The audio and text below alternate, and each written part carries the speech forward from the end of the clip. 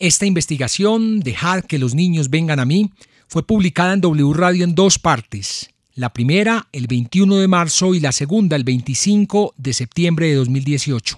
Fueron denunciados 45 casos de abuso a menores por parte de 33 sacerdotes, así como el encubrimiento de altos jerarcas de la Iglesia Católica Colombiana. Es un trabajo de semanas, yo diría de meses, de Juan Pablo Barrientos. Dejad que los niños vengan a mí. Juan Pablo viene de trabajar en otras estaciones de radio, fue estrella en la televisión de Antioquia y recientemente trabajó con el programa de Vicky Dávila al mediodía. Ahora Juan Pablo prepara este tipo de reportajes que inauguramos hoy así.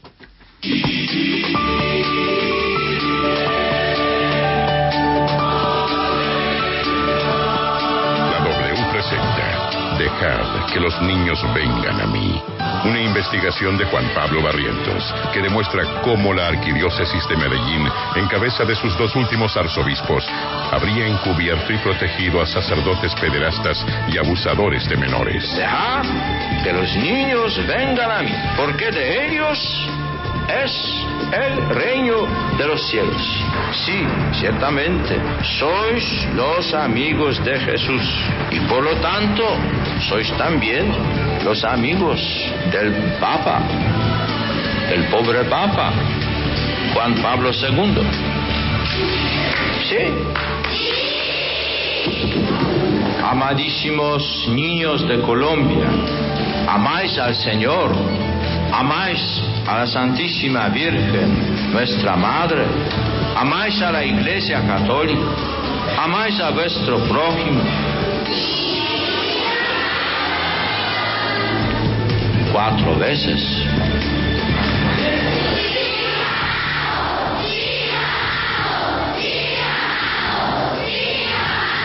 Dejad que los niños vengan a mí. Una investigación muy W.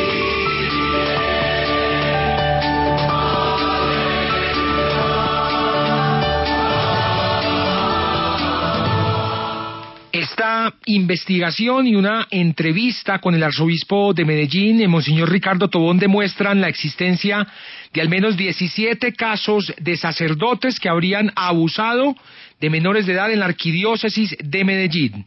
Solo un caso ha terminado en condena por la Corte Suprema de Justicia, pero absuelto por el derecho canónico. Otro fue archivado por la justicia penal colombiana, pero condenado por el derecho canónico, y otro está en sus etapas iniciales en la Fiscalía. Don Juan Pablo Calvás me va a ayudar con la lectura de este libreto y vamos a ahondar en la historia del padre Mario Castrillón, quien tuvo casa cural por cárcel. Este ha sido el único sacerdote de la arquidiócesis de Medellín condenado a 100 meses de prisión por acceso carnal abusivo con menor de 14 años en concurso homogéneo y sucesivo y actos sexuales abusivos con menor de 14 años. Pagó su condena en la casa cural por cárcel y luego fue enviado a la cárcel de Bellavista en Medellín. A pesar de ser acusado y juzgado como pederasta, ejerce su sacerdocio en la pomposa clínica de El Rosario en El Poblado y colabora en la parroquia San Juan Apóstol, justo al frente del centro comercial más imponente de la ciudad, El Tesoro. Desde su ordenación, el padre Castrillón ha tenido una carrera increciendo. 11 años como primer párroco de Cristo Sacerdote en Itagüí hasta 1997. Fue vicario foráneo de la zona sur de la arquidiócesis en 1996. Luego en el 98 fue nombrado párroco en el Calvario, una hermosa e histórica parroquia de la Comuna 4 de Medellín, en el barrio Campo Valdés. Su nombramiento es en sí un premio, pues esta es una parroquia muy codiciada por todo el clero. Allí ejerció su ministerio hasta el 2002, cuando fue nombrado párroco en Las Bienaventuranzas, barrio 20 de Julio, en la Comuna 13 de Medellín, que para esos días vivía un conflicto agudo que resultó con la intervención del Estado y la muy mal recordada Operación Orión. Esa fue la bienvenida que le dieron al nuevo párroco, quien estuvo allí hasta 2007. Y es en Las Bienaventuranzas, en la Comuna 13 de Medellín, donde se dieron los abusos del padre Mario Castrillón contra 2 menores de edad, uno de 9 y otro de 11 años. Por respeto a su dignidad, esta investigación no va a publicar los nombres de las víctimas, quienes hoy son mayores de edad. Al menor de 9 años lo identificaremos como Federico y al de 11 como Antonio. El 12 de diciembre de 2006, Antonio acude a la fiscalía y denuncia al padre Castrillón por actos sexuales cometidos desde mayo de 2004, cuando tenía 11 años, e ingresó al grupo de acólitos de la parroquia. Los abusos se dieron hasta 2005, cuando el menor se cansó y se retiró del grupo de monaguillos. Los actos, según concluye la fiscalía, fueron sistemáticos. Vivía con su madre y su padrastro, con quienes también ingresó al CINE, Sistema Integral de Nueva Evangelización, una nueva iniciativa de evangelización dentro de la Iglesia Católica a nivel mundial, y de la cual el padre Castrillón era experto. Madre y padrastro eran cercanos a la parroquia. Según el escrito de acusación de la Fiscalía, el sacerdote aprovechó su calidad de consejero y guía espiritual de los menores para lograr de estos los favores sexuales que llenaran su apetito lujurioso, logrando de esta forma propiciarle el beso a Federico y acceder carnalmente a Antonio. El arzobispo de Medellín, Monseñor Giraldo Jaramillo, encubrió y protegió a un sacerdote señalado de abusar de menores y lo mandó a la parroquia El Sagrario sin informarle a los feligreses de los peligros que este sacerdote podría representar. La fiscalía, que se opuso al beneficio de libertad condicional, argumentó: el comportamiento del sindicado no nos entrega elementos de juicio para deducir fundada y seriamente que por su desempeño como sacerdote no colocará en peligro a la comunidad. A pesar de esto, lo mandó a vivir cómodamente en una de las parroquias insignias de la arquidiócesis. Es decir, la comunidad de El Sagrario nunca se enteró que el sacerdote que los confesaba y les celebraba los sacramentos tenía tan graves acusaciones y que estaba en casa cural por cárcel. Una vez condenado, el sacerdote salió de esa parroquia directo a la cárcel Bellavista, donde estuvo unos años más. No pagó la condena completa de 8 años. El 1 de marzo de 2018, el arzobispo de Medellín respondió una entrevista frente a este y otros casos. Bueno, entonces vamos caso por caso. Ya que usted mencionó el caso del padre, entonces, Mario Castrillón. El padre Mario Castrillón, cosa juzgada, pero él sigue ejerciendo ahora en el poblado, en el tesoro. ¿Por qué? Él pagó su condena. Es un sacerdote que pagó su condena. ¿De cuánto fue su condena, monseñor? No recuerdo exactamente. Varios años. Pero el sacerdote que paga condena puede salir y seguir ejerciendo una parroquia, seguir exponiendo a los niños frente a una persona. Finalmente, para la investigación canónica no hubo elementos probatorios en este caso. Y en este momento es un capellán de un hospital, simplemente capellán de un hospital. ¿Y colabora con la parroquia ahí en el tesoro? A veces colabora con una Eucaristía. Ya, pero la justicia civil sí encontró méritos para condenarlo, entonces la canónica no, pero la civil sí. Sí, no siempre las investigaciones coinciden o las sentencias coinciden. O sea, para usted el padre Mario Castrillón es inocente. No tuvimos elementos probatorios y no hicimos sentencia. O sea, él puede seguir ejerciendo sin problema. En este momento sí. Así haya sido juzgado por la Corte Suprema. Fue juzgado y pagó la condena. Y pagó la condena. ¿Y eso para ustedes los deja tranquilos? El padre tuvo también todo un proceso espiritual y todo un tratamiento de acompañamiento y finalmente está vinculado parcialmente al ministerio. Parcialmente al ministerio. ¿Por qué parcialmente? Pues porque está capellán, no es el encargado de una comunidad, no es un párroco, está encargado de una capellanía, una clínica. ¿Y por qué no le dan parroquia? Precisamente para darle un espacio conveniente a lo que él puede realizar en este momento. En conclusión, según lo que ha dicho el arzobispo de Medellín, pese a que la Fiscalía y la Procuraduría en tiempos de Alejandro Ordóñez encontraron méritos suficientes para endilgar responsabilidad al padre Castrillón, situación que se confirma en el Juzgado 27 de Medellín, el Tribunal Superior de dicha ciudad y la Corte Suprema de Justicia, insiste el arzobispo en encontrar inocente a su sacerdote con base en el derecho canónico, dándole como premio la continuación de su ministerio. Si bien ya pagó la condena estipulada por la justicia colombiana, ¿Es conveniente que siga ejerciendo pastoralmente dados sus precedentes con menores? La defensa del padre Castrillón en 2010 siempre dijo que la madre manipuló al menor para acusar al sacerdote. 7 años después la iglesia argumenta lo mismo. Este es el padre Juan Diego Ruiz, en Cosmovisión, hoy exactamente hace 1 año. El padre Ruiz es párroco de Santa María Magdalena, abogado y el delegado arzobispal para las materias de derecho estatal. Actualmente es el encargado de asesorar legalmente a sacerdotes denunciados por delitos de pederastia y abuso a menores. Hay muchos casos de sacerdotes que han condenado por pederastia que han sido posteriormente absueltos, incluso muchas veces después de condenarlos, porque aparecen una serie de hechos que desvirtúan absolutamente las cosas. En algunos casos, vinculando a los padres de familia en el asunto. Es decir, hay situaciones de denuncias de pederastia de muchachitos donde los padres inducen a los niños para esa actividad. Es decir, yo quiero... Es grave lo que usted está diciendo. Es muy grave. Es decir, yo quiero... Pero es grave de doble sentido. Claro, yo quiero quedar claro en que no es una disculpa a la acción. Es decir, por ningún motivo, absolutamente por ningún motivo.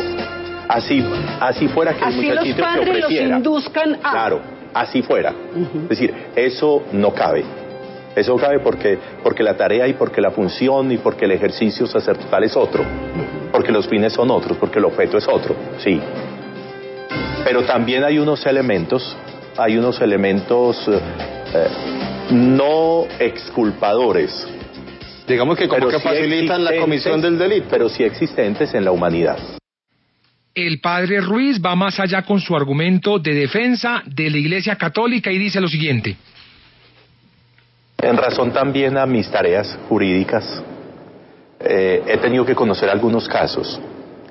Y alguna vez hablando con una persona de un asunto que sucedió en otro departamento, la mamá de unos niños que finalmente fueron abusados, la mamá confesó que había intentado en 5.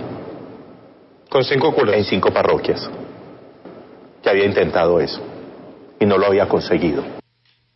Bueno, ese es el caso entonces del padre Mario Castrillón. Vamos con el segundo caso, el caso de un sacerdote joven, Juan Diego Rodas Rojo.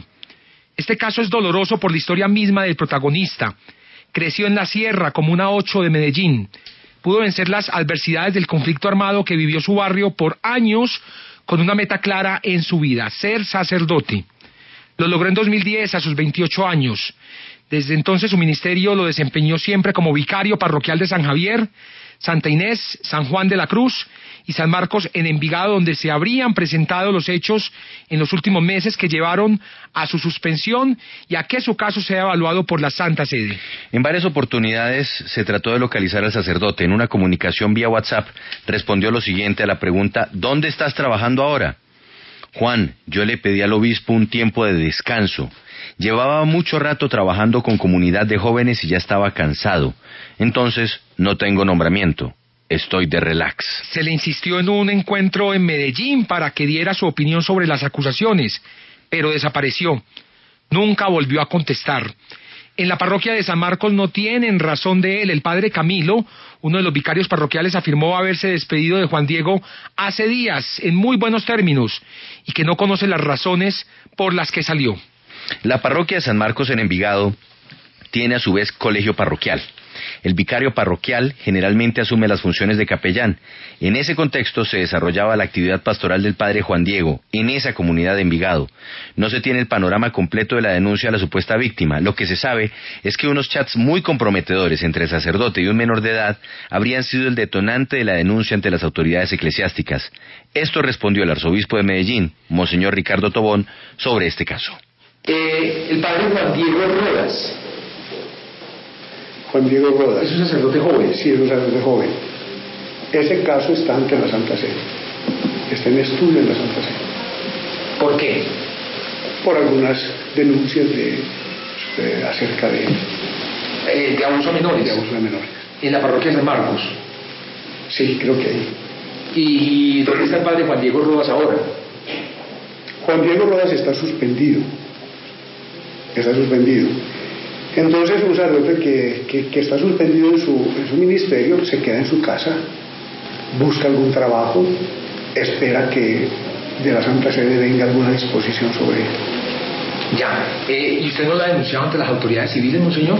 No, yo no denuncio ante las autoridades civiles. ¿Por qué no? Siendo un sacerdote de su arquidiócesis, siendo responsabilidad suya, todo lo que hablan del cuidado de los niños, ¿no cree que sería responsabilidad suya denunciar a un sacerdote que haya abusado de un menor? Por ejemplo, este es un caso cuyo juicio no se ha terminado. Está en manos de la Santa Sede, que es una instancia superior. A las personas que vienen a denunciar se les dice siempre, si usted quiere, ojalá lo hiciera, ponga esto ante la autoridad civil. Pero la arquidiócesis, la iglesia, no denuncia ante las autoridades civiles. ¿Usted habló con el padre Juan Diego Rodas? Sí, claro que hablé con él. ¿Lo suspendió? ¿Le aceptó todo? Claro. Ya. ¿Y usted qué piensa de eso? ¿Cómo le duele eso como obispo? Me duele muchísimo. Sí. Me duele muchísimo. Estas son cosas que hacen sufrir mucho. Y más con un sacerdote tan joven. Un sacerdote joven. Y un sacerdote bueno. En el fondo son sacerdotes buenos, es decir, pero... Él era de mi barrio, incluso de la sierra. Sí. Pues yo lo conocía desde pequeño. Son personas buenas. Han tenido, por una circunstancia u otra de la vida, han tenido momentos así, o de crisis, o de debilidad afectiva. Entonces, claro, me duele mucho por los niños, o por los jóvenes, o por las niñas, porque no todos estos casos son con niños. El padre Rodas dijo haberle pedido permiso al arzobispo. Este lo desmiente y asegura haberlo suspendido. Como en todos los otros casos que vamos a escuchar, la autoridad civil es ignorada, no existe denuncia en fiscalía, y el arzobispo insiste en que ni él ni la arquidiócesis denuncian. Su derecho canónico investiga y juzga. Reconoce, monseñor, que el sacerdote le acepta las acusaciones que hay contra él. ¿No es eso suficiente para presentar el caso ante la justicia penal? Dejad que los niños vengan a mí. Una investigación muy W.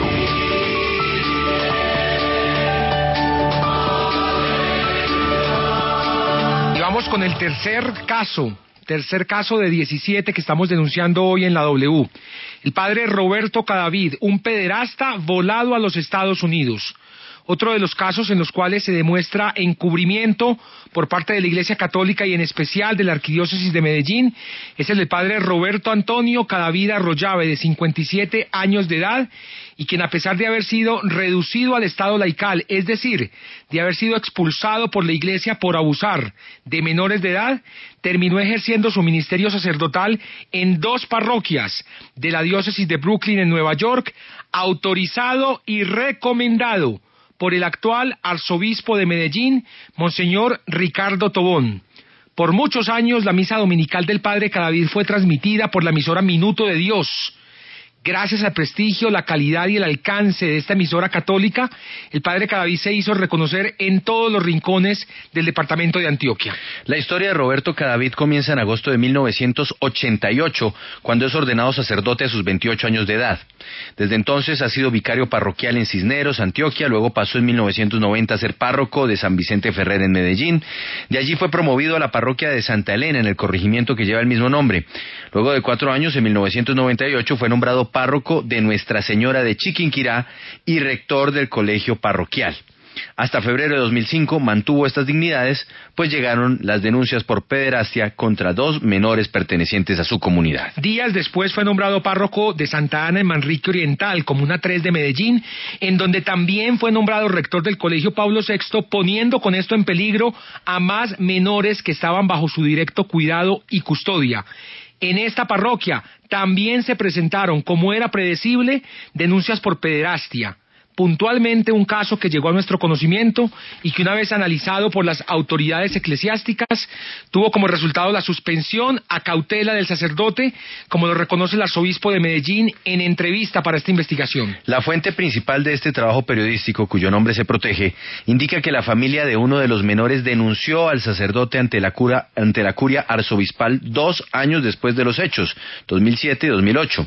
El menor, víctima de los abusos, señaló que otro compañerito también habría sido abusado por el sacerdote.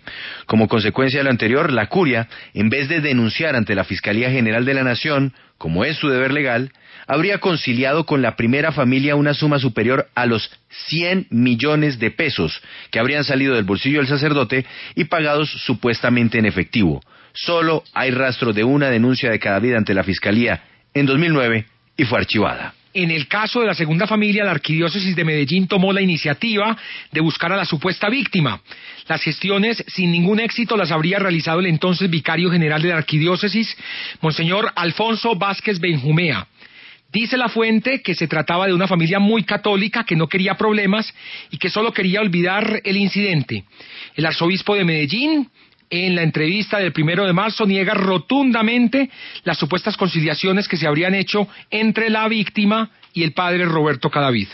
¿Y nunca conciliaron con la familia de las víctimas para que no dijeran nada y para no armar un escándalo? ¿Usted está seguro de eso? La arquidiócesis no de lo ha hecho.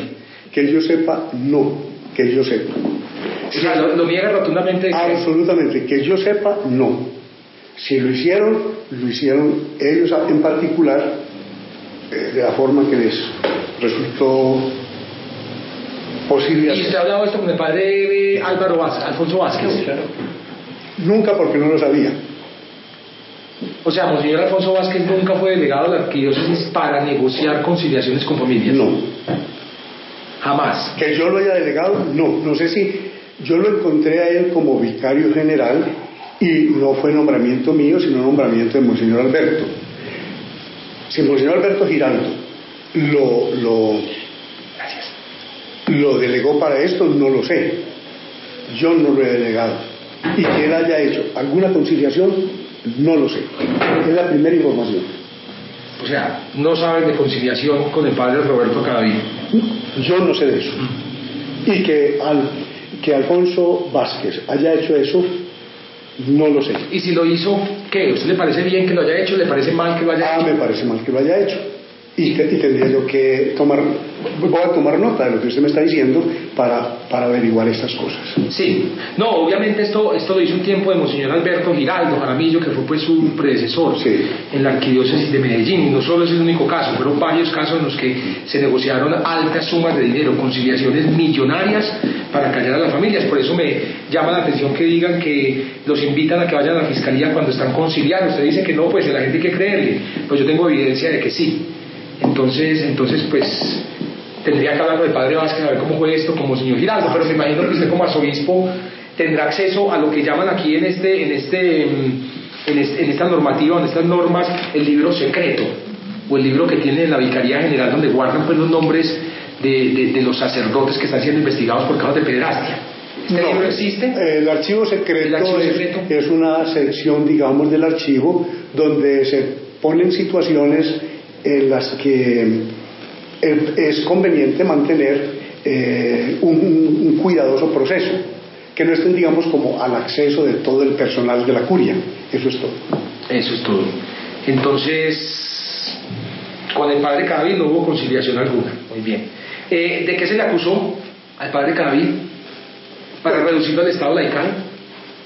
Se presentaron las acusaciones que vinieron de abuso de menores. De abuso de menores. Pese a estar suspendido, el padre Roberto Cadavid se puso en contacto con la diócesis de Brooklyn en agosto de 2012, pidiéndole poder ejercer su ministerio sacerdotal en Nueva York. La entrevista con Monseñor Ricardo Tobón, que vamos a escuchar a continuación, es bien reveladora, pues el alto prelado asegura que él no tenía conocimiento del desplazamiento del padre Cadavid a los Estados Unidos y que, de haber sabido, habría contactado al obispo de Brooklyn para reportarle que el padre Roberto Cadavid se encontraba suspendido. Estas son las respuestas del arzobispo de Medellín sobre este caso. El padre Roberto Cadavid. ¿Qué pasó con el padre Roberto Cadavid? Que después de denuncias de pederastia en la parroquia de Chiquinquirá, pasa a Santa Ana, allí también denuncias por pederastia, el padre termina en Estados Unidos. ¿Qué pasó con ese sacerdote? Es un caso en el que se presentó a la Santa Sede y se le dio la dimisión del estado clerical. O sea, ya no es sacerdote. El sacerdote ni tiene ninguna vinculación con la arquidiócesis. ¿Pero por qué después de que sale por denuncias en Chiquinquirá lo nombran en Santa Ana, en Manrique? Bueno, eso no me correspondió a mí, fue el tiempo del arzobispo anterior. Yo cuando llegué lo encontré en Santa Ana y me vinieron con con alguna información, inmediatamente puse el caso ante la Santa Sede y concluyó como le acabo de decir. Pero no lo retiró de la parroquia, sabiendo que era una parroquia con colegios, con muchos expuestos. Sí, lo retiré de la parroquia y lo suspendí al cautela. Cuando llegó la información lo suspendí al cautela y se puso ante la Santa Sede la situación y terminó en esto. O sea que esto es un caso comprobado, desde que ya lo redujeron del Estado laical. Ese es un caso en que se concluyó de esta manera. ¿Y por qué no lo presentaban ante la Fiscalía sabiendo que ya tenían las pruebas para decir que el padre era culpable o que sí había abusado de niños?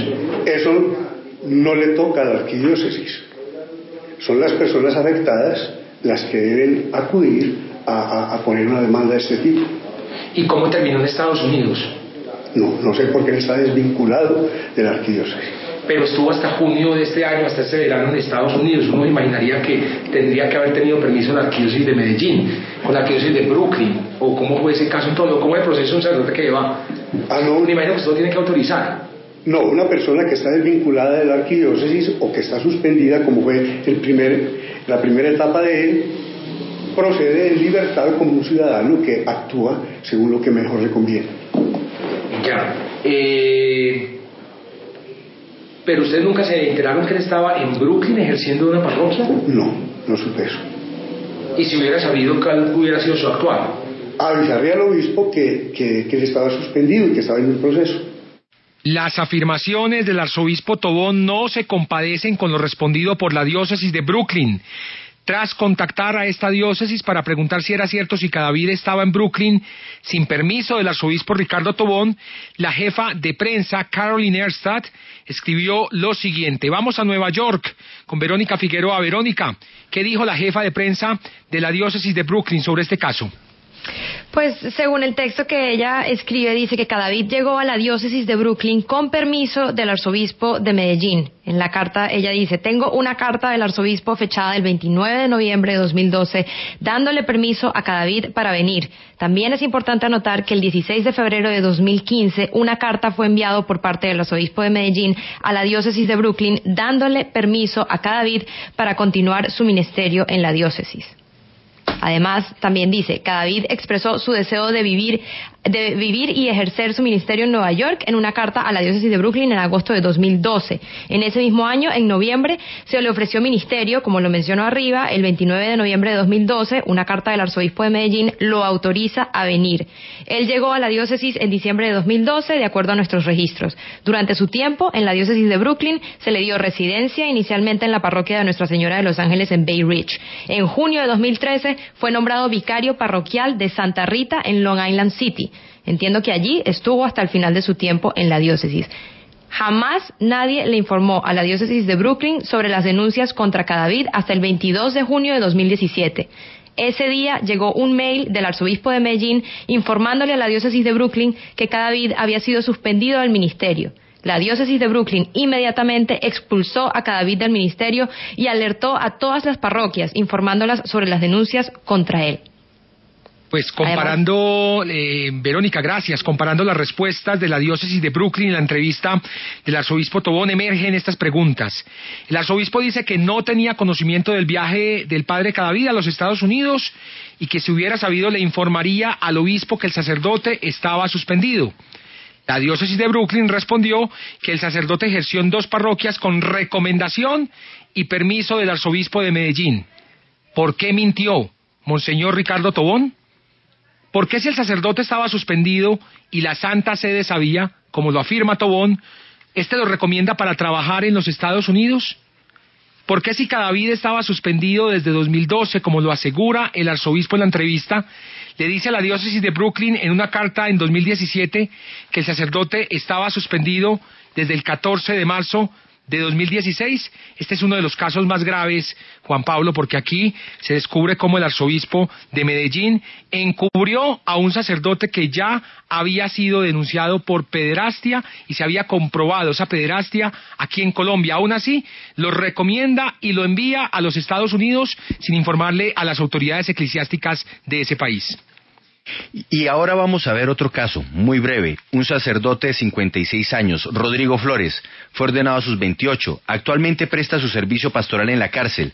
Ha pasado por las parroquias Santa Beatriz de Silva, Divino Niño, San Maximiliano Kolbe, El Divino Rostro. Esta investigación ha recibido varias denuncias sobre este sacerdote, pero ninguna con evidencia sólida, y por eso se omiten los nombres. Sin embargo, el arzobispo de Medellín confirma que el sacerdote tuvo un proceso con la Santa Sede que lo llevó a estar suspendido en la casa que tiene la arquidiócesis en Copacabana para sacerdotes con problemas legales. Actualmente, el sacerdote está en la cárcel como capellán. El padre Rodrigo Flores. El padre Rodrigo Flores fue un caso que se presentó a la Santa Sede antes de que yo llegara a la arquidiócesis de Medellín, y en realidad no tengo conocimiento de cómo fue ese proceso. Creo que la Santa Sede concluyó con algunas disposiciones, porque yo lo encontré sin un nombramiento explícito, y después, cumplidas esas disposiciones, él se ha reincorporado al ministerio. O sea, se reincorporó al ministerio sacerdotal. Sí. Después de haber abusado de menores. No sé si abusó de menores, no sé. Pero entonces, ¿por qué se apartó un tiempo? Fueron las disposiciones de la Santa Sede cuando estudió las denuncias que se hicieron sobre él.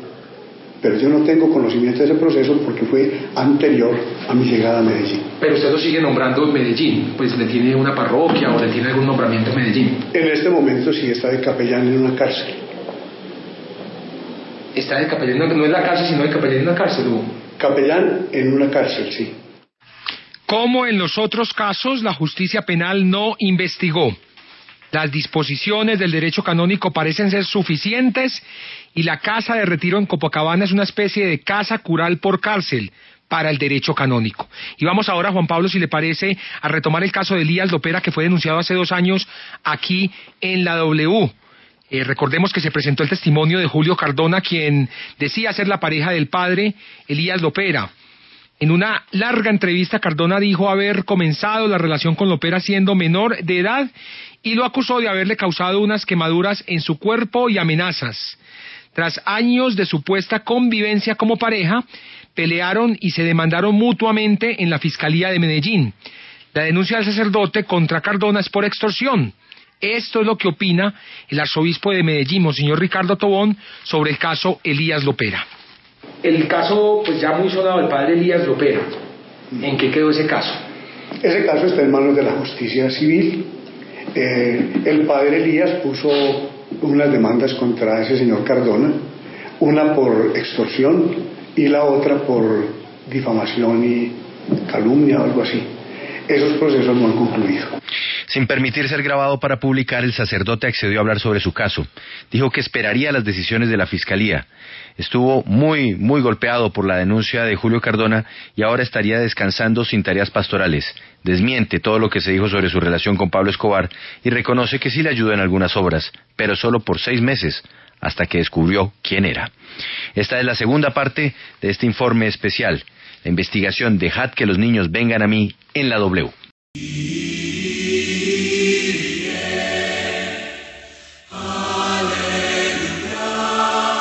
Que salga a la luz lo que se maquina en la oscuridad. La W presenta Dejad que los niños vengan a mí. Segunda parte. No puedo dejar de manifestar el dolor y la vergüenza. La vergüenza que siento ante el daño irreparable causado a niños por parte de ministros de la Iglesia. Una investigación de Juan Pablo Barrientos que demuestra cómo el encubrimiento a sacerdotes de la Iglesia Católica es el común denominador en las denuncias por pederastia en Colombia. Cuando nos denuncian, no siempre nos hacen el mal. Si hay una denuncia con recta intención y con objetividad, lo debemos agradecer, porque esto nos ayuda a encontrar la verdad. Puede ser una verdad muy dolorosa, pero ya lo dijo el Señor en el Evangelio. La verdad los hará libres. Que el cuerpo de la Iglesia sea el de Cristo, no el de los niños. Dejad que los niños vengan a mí. Al aire, en la W. Dejad que los niños vengan a mí.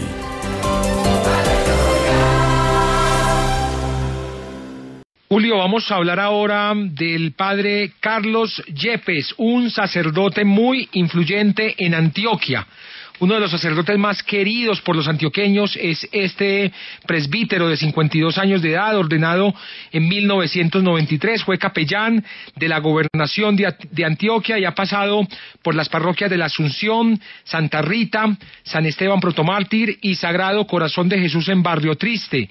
Su ministerio lo inició en la parroquia El Salvador como vicario parroquial cuando tan solo tenía 29 años. Es precisamente en esa parroquia, en El Salvador, en donde se habrían presentado los hechos que a continuación va a denunciar Hernán David Morales, un hombre de 36 años que denuncia haber sido abusado por el sacerdote siendo menor de edad. El arzobispo de Medellín reconoce que el sacerdote fue denunciado penalmente. El padre Carlos Yepes. También, un sacerdote de la arquidiócesis. Del cual nunca ha tenido queja o problema alguno. En este sentido tampoco he tenido ninguna denuncia. ¿Nunca? No. ¿Ni durante su episcopado o su arzobispado en Medellín, ni con otro? No he tenido ninguna denuncia. ¿Nunca? ¿Ni una denuncia? Ahora recuerdo, creo que a él lo denunciaron ante la autoridad civil, pero eso no prosperó.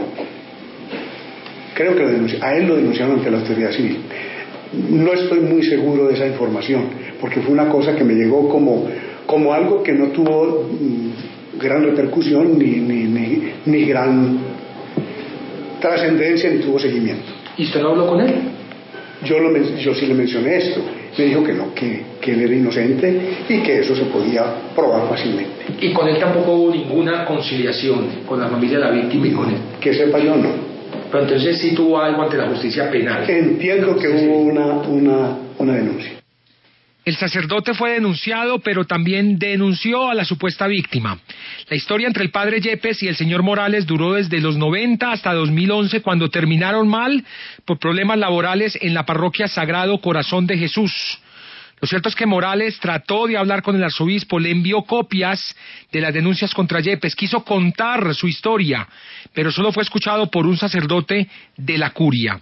El poder del padre Yepes en la política, al haber sido capellán de la gobernación, y en los medios, pues es la figura central de Televid, un canal de excelentes contenidos católicos de la Congregación Mariana, habría hecho acallar las denuncias que viene haciendo Hernán Morales desde hace 7 años. Para efectos de la economía radial, aquí hay algunos apartes de esta entrevista a Hernán Morales. Si quiere escucharla completica, dura 1:30, ingrese a www.wradio.com.co. Aquí Hernán Morales.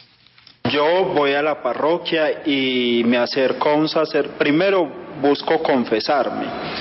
Y en el confesionario de la parroquia El Salvador, que queda a mano izquierda, estaba el sacerdote Carlos Yepes. Yo me acerqué a confesarme. ¿Y esto fue antes o después de la primera comunión? Después de la primera comunión, porque era requisito hacer la primera comunión para ser acólito. Entonces yo me le acerqué, me confesé y le dije que quería ser acólito. Y él me dijo que sí, que claro, que bienvenido, que él era el director de los acólitos, que él era el encargado de los acólitos, que la reunión era los sábados a las 12 del día. Y en esa época, ¿cuántos años tenía más o menos, o podría tener el padre Carlos Yepes? Estaba muy joven, claro que yo creo que por ahí en sus 30 o llegando, porque él estaba recién ordenado. O sea, fue la primera parroquia en que él estuvo como sacerdote y lo enviaron como vicario parroquial. ¿Y quién era el párroco? El padre Próspero. Y entonces usted se acerca, le dice al padre que quiere ser acólito, él dice que él es el director de los acólitos y lo cita a una reunión el sábado al mediodía. ¿Y luego qué pasa? Bueno, yo entré muy ilusionado. Esta primera reunión los niños nos vestían de unas pantaloneticas y una camisetica y unos zapatos pues muy sencillo, porque mi mamá era muy pobre y pues mi papá la abandonó, ella nos tuvo que levantar sola y pues la ropa era muy sencilla, pues abiertamente se veía que era un niño de escasos recursos. Él me invitó desde la primera reunión que fuera a la habitación de él, a que él tenía unos chocolates para los niños y siempre, pues me invitaba siempre en cada reunión. Pero en la primera reunión ya lo estaba invitando a su habitación. Claro, e incluso desde en el mismo confesionario él me mandó las manos por los genitales. ¿Esa primera vez? En la primera confesión. Y me dijo, tranquilo, que tómame como un papá, que un papá, tranquilo, esto no es nada malo, los papás hacen esto con los hijos, es muy normal. Y cuando él abusa de ti sexualmente, porque eso claramente es un abuso, mandarle la mano a un niño, a sus genitales es un abuso, ¿cuál fue tu reacción? ¿No saliste corriendo, no gritaste, no te pusiste triste, o para ti eso fue normal? No, yo me asusté mucho y me timbré, pues me le corrí, entonces él me trató de tomar y me dijo que no, que eso era normal, que lo viera como un papá, que un sacerdote es un papá para un niño, y más que yo iba a ser acólito, entonces que lo tomara él como un papá. Pero en esa primera confesión, ¿cómo hace él eso cuando el confesionario queda en el templo parroquial y es público y hay gente por ahí? Él tiene la costumbre de no de atender la gente por las ventanillas, o la tenía, sino que se arrodilla ante él. Pues está el confesionario y entonces uno queda en medio de las piernas del sacerdote. Pero de todas formas es un lugar público. Sí, es público, pero la iglesia es muy grande y las naves son muy oscuras. Esto era como antes de la misa, entonces no habían como prendido las luces, pues no era muy visible, pues que la gente estuviera encima dándose cuenta, ¿no? Listo, pero él te invita entonces luego a la habitación, ese sábado vienes a la reunión de acólitos, ¿usted va a la habitación del padre? Sí, yo voy porque pues a mí me gustó el mundo del sacerdocio y uno no siente pues de que una persona, menos un sacerdote, le vaya a hacer uno como algo malo. Pero ya le había hecho algo malo, ya le había mandado la mano del confesionario. Pero uno de niño no dimensiona eso, pues no, como que no ha explorado como esa parte sexual, y eso pues yo no tenía idea de que eso se hacía, o que eso fuera un abuso sexual, ¿no? ¿Y cuántos años tenía usted, Hernán? Estaba entre los 8 y 9 años. Pues este testimonio que usted escucha acá es apenas una parte de lo que se puede escuchar en su integridad en wradio.com.co, y que habla de la manera en que el padre Carlos Yepes habría abusado de este hombre, Hernán David Morales, cuando apenas era un niño. Habría sido ideal hablar con el padre Carlos Yepes, pero no logramos encontrarlo. En el directorio web aparece sin nombramiento. Su celular no lo contesta. Sería interesante escuchar la defensa del padre Yepes ante estas acusaciones. Vamos ahora, Juan Pablo, con otro caso. Lo he titulado El caso del sacerdote mayor. Esta investigación conoció otro caso en el que se habría dado una conciliación, esta vez con una propiedad. El protagonista es un sacerdote mayor cuyo nombre se omite por razones que más adelante serán explicadas. Cuando este sacerdote fue párroco de una de las parroquias de la Comuna 5, habría mantenido una relación con una menor de edad que hacía parte del grupo de monaguillos. Supuestamente, producto de esa relación, nace una bebé, por la que el sacerdote siempre ha respondido. El presbítero fue trasladado a una parroquia del sur del Valle de Aburrá. Estando allí, recibió noticias de la arquidiócesis. Había sido denunciado por la madre de la menor. Quien denunció al sacerdote, a diferencia de los otros casos, fue otro sacerdote que llegó a reemplazarlo a esa parroquia de la Comuna 5. La supuesta hija del sacerdote tiene más de 10 años. La madre está llegando a los 30 años. En conversación para esta investigación, el sacerdote insistió en que nadie en esta vida es santo y manifestó la importancia de la privacidad de su vida. Sobre la supuesta hija que habría tenido con la menor de edad, siempre fue recurrente en responder: no niego ni confirmo. Dice que responde por la niña y por su familia desde que era pequeña, que siempre les ha ayudado desinteresadamente. Tras la conversación con el padre en cuestión, se habló con la mujer que habría tenido la relación con el sacerdote y negó categóricamente dichos señalamientos. Aclaró que tiene 2 hijos del mismo papá y que lo único que siente por el sacerdote es agradecimiento. Lo defendió a capa y espada. Quedó preocupada por su salud, pues según ella, en los últimos meses ha presentado quebrantos del corazón. La mujer, al igual que el sacerdote, negó que en este caso se haya dado cualquier tipo de conciliación. El arzobispo de Medellín, en diálogo sobre este caso, negó saber la información y de nuevo dijo desconocer arreglos extrajudiciales. No se sabe si la supuesta relación fue consensuada o si hubo algún tipo de abuso. Las evidencias van en la dirección de lo primero. Sin embargo, para el derecho canónico existe una diferencia entre pederastia y abuso de menores, y lo aclaró el arzobispo Ricardo Tobón. Usted ahorita hablaba de abuso de menores diferente a pederastia. ¿Eso no es lo mismo? En principio se entiende la pederastia sobre todo para los que son menores de 14 años. Ya. Y de menores de 18 años. Este es otro caso que habría manejado la Iglesia internamente sin tener en cuenta las autoridades civiles. El sacerdote pasó de parroquia en parroquia sin tener ningún tipo de sanción, gracias a la amistad con el entonces arzobispo de Medellín, Monseñor Alberto Giraldo.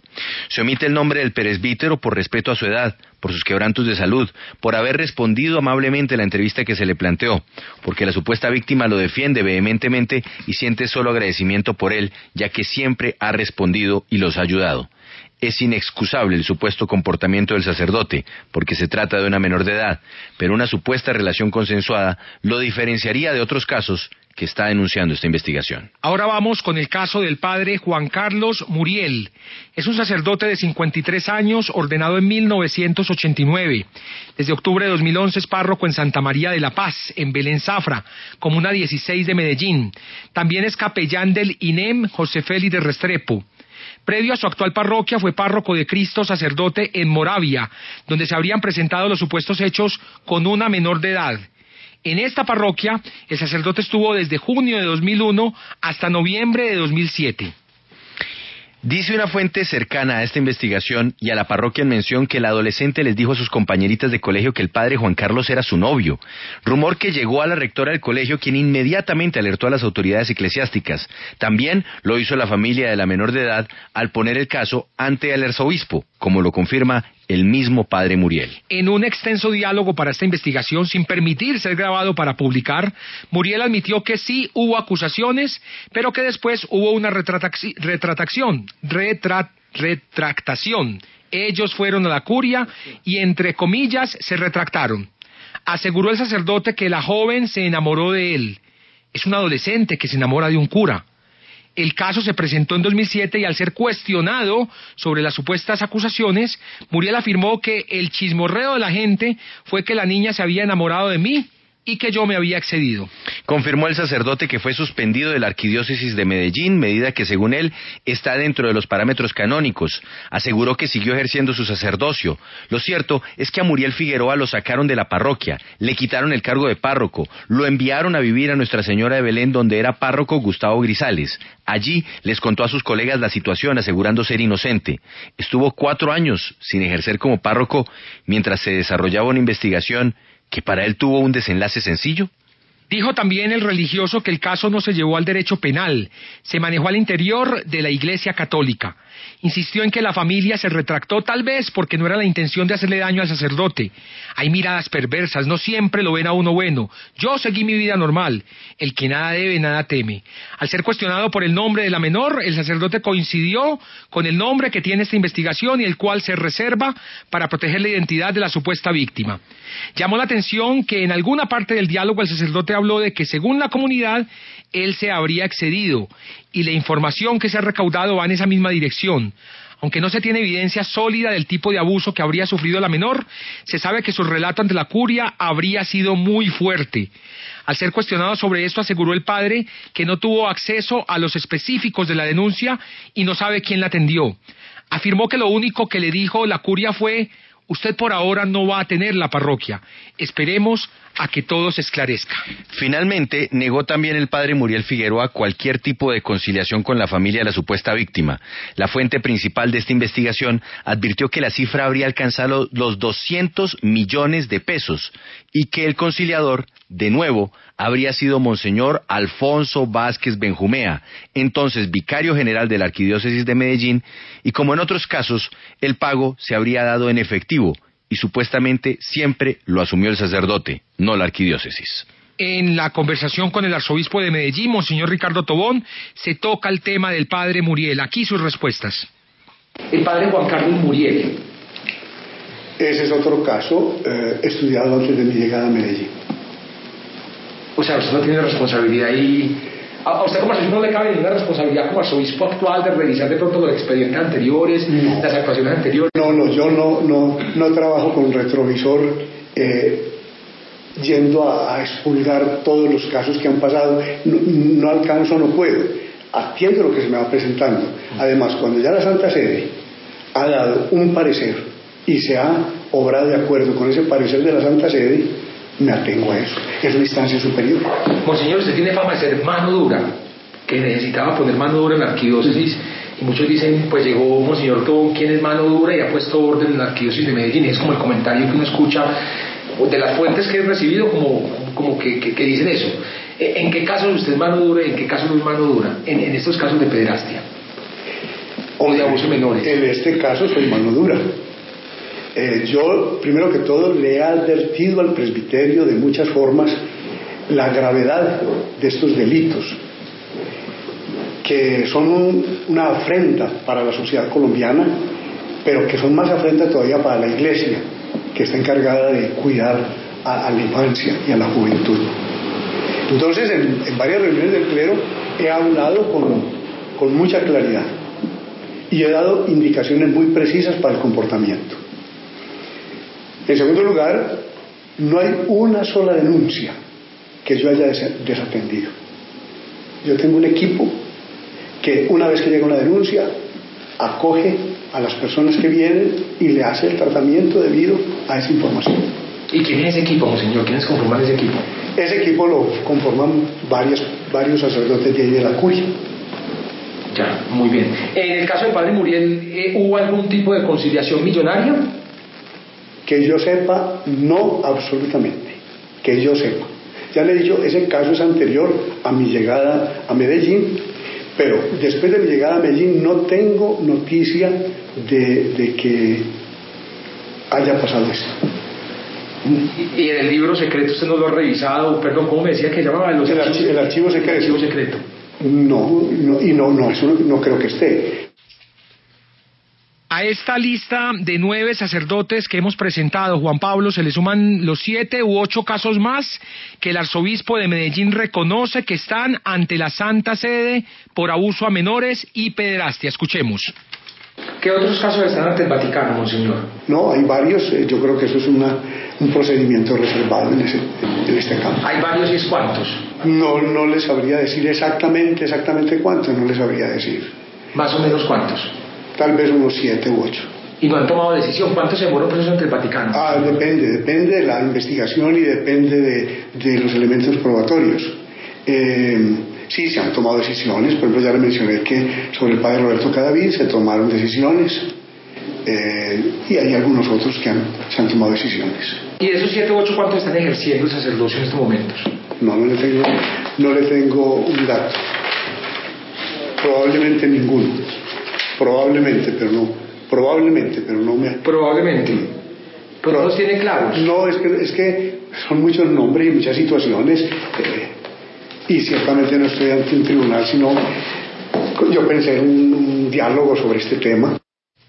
Son muchos nombres y muchas situaciones, dice el arzobispo de Medellín. Y es que los casos son más. Las víctimas no quieren hablar públicamente, solo cuentan sus historias, tienen miedo y vergüenza.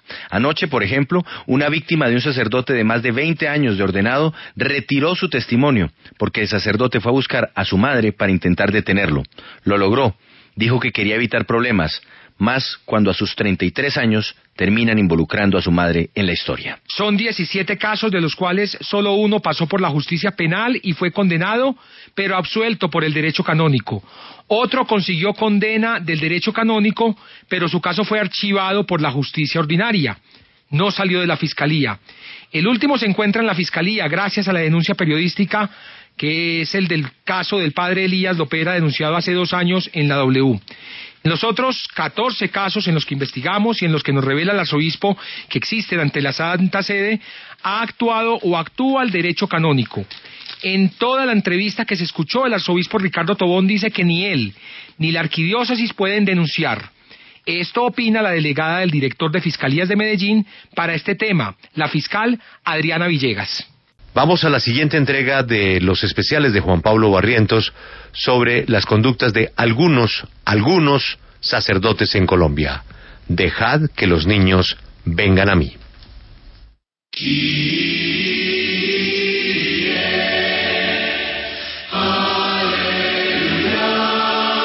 Que salga a la luz lo que se maquina en la oscuridad. La W presenta Dejad que los niños vengan a mí. Segunda parte. No puedo dejar de manifestar el dolor y la vergüenza que siento ante el daño irreparable causado a niños por parte de ministros de la Iglesia. Una investigación de Juan Pablo Barrientos que demuestra cómo el encubrimiento a sacerdotes de la Iglesia Católica es el común denominador en las denuncias por pederastia en Colombia. Cuando nos denuncian, no siempre nos hacen el mal. Si hay una denuncia con recta intención y con objetividad, lo debemos agradecer, porque esto nos ayuda a encontrar la verdad. Puede ser una verdad muy dolorosa, pero ya lo dijo el Señor en el Evangelio: la verdad los hará libres. Que el cuerpo de la Iglesia sea el de Cristo, no el de los niños. Dejad que los niños vengan a mí. Al aire, en la W. Dejad que los niños vengan a mí. 7:30 a.m. Mucha atención, que la W ha podido confirmar que ante la Fiscalía General de la Nación actualmente hay 37 sacerdotes denunciados por pederastia y abuso a menores en todo el país. 14 casos más han sido archivados o han terminado en absolución o son inhibitorios. Otros 7 han terminado en condena. Y aquí en la W la semana pasada presentamos la denuncia de un hombre de 43 años, bogotano, casado y con 2 hijos, quien señaló al reconocido sacerdote y escritor salesiano Gustavo García, conocido como Eliezer Salesman. Esta persona dice haber sido abusada desde los 7 hasta los 18 años en las instalaciones del Santuario del Divino Niño en el barrio 20 de Julio de Bogotá. Hace 5 años este hombre grabó una conversación con el sacerdote en la que el padre Salesman, de 89 años, le reconoce solo un encuentro en su habitación, un domingo, después de estar exhausto y el monaguillo haberse presentado en pantaloneta. Escuchemos el audio de este video. Y con respecto, por ejemplo, al sentir en cuanto a lo psicológico y las afectaciones de mi persona, pues porque le decía yo hace un momento, padre, cuando hace unos 30 años que nos conocimos y eso, y más o menos de los 8 a los 18 años, pues yo recuerdo mucho, padre, que su merced me tocaba, me quitaba la ropa, intimábamos. Pues no sé, padre, siquiera unas 20. Pues eso sí se lo imagino. Y en eso, pues... Yo recuerdo un domingo, 4 de la tarde, 5. Me digo, súper fundido, extremista. Usted se presentó con pantaloneta, arriba, escalera. ¿Usted no se imagina el estado anímico cuando uno lleva 3 misas? Que a una cosa no le veía. Entramos a la fiesta. Cuestión de no alcanzó a durar 5 minutos. Eso recuerdo. Eso fue, le contó a Nelly. Nelly me hizo el escándalo sabroso. Son de Rodrigo, Juan de Inspector.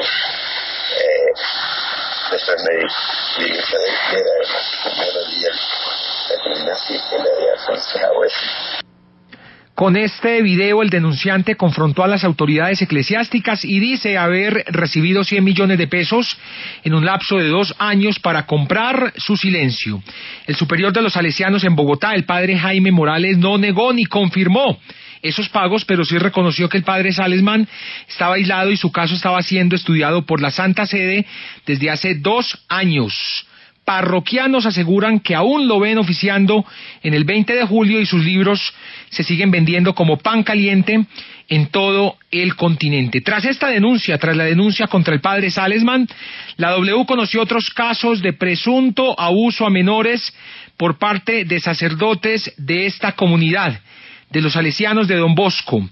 Esta investigación pudo establecer que el rector de la institución educativa municipal San Juan Bosco en Pasto, el padre Wilson Plinio Puerta Agudelo, salió de esta institución hace unos 2 meses por presuntamente haber abusado de un menor de edad. Llamamos al colegio y así respondieron. San Juan Bosco, buenas tardes. Buenas tardes. Sí, dígame, ¿en qué le puedo servir? Sí, estoy buscando al padre Wilson Plinio Puerta. Ya no trabaja aquí, mi señor. Ah, ¿hace cuánto no trabaja ahí? Ya como 1 año. ¿1 año? No, menos. A ver si le digo. Unos 6 meses, unos 5 o 6 meses más o menos. ¿Y él qué hacía allá? ¿Era profesor? Era rector. ¿El rector? ¿Y por qué salió? No, ni idea, señor. Ya. ¿Y quién lo reemplazó? El padre... ¿Cómo se llama el padre? ¿Cómo se llama el padre? Víctor Hugo. ¿Y el padre Wilson Plinio cuánto tiempo estuvo allá? Pues le comunico a la secretaria mejor, ¿listo? Le agradezco. La secretaria nunca contestó, pero sí el padre Luis Fernando Valencia, superior de los salesianos en Medellín y jefe directo del padre Puerta Agudelo, quien confirmó esta información y dijo que el sacerdote estaba siendo investigado.